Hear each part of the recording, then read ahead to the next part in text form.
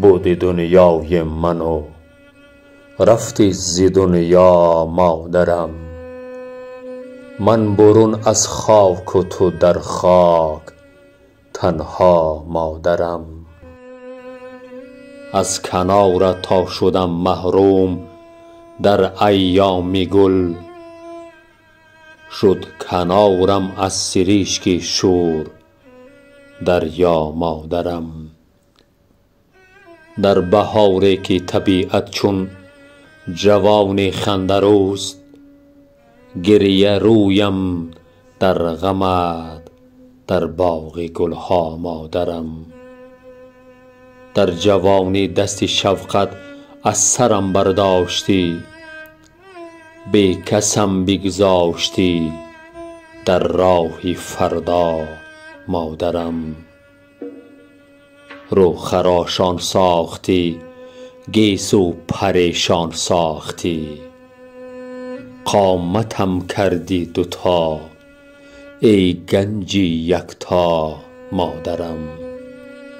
مهربانی های دنیا با تو زیر خاک رفت، کس نیازد سوی من دستی تسلا مادرم.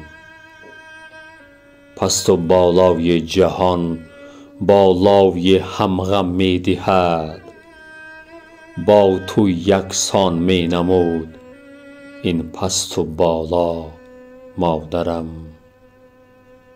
همچو گوری تو دلم از آرزوها سرد شد، ای جهانی ساده ای عشق و تمنا مادرم.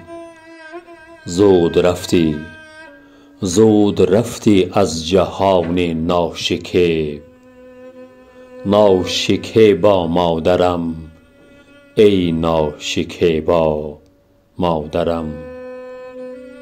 رفت در تابوت تو هم بود هم نابود من، رفت در تابوت تو هم بود هم نابود من.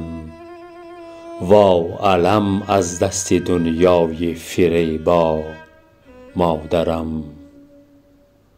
بردی از لب خندم ای شعله آینده‌ام، وا دریغا مادرم صد وا دریغا مادرم.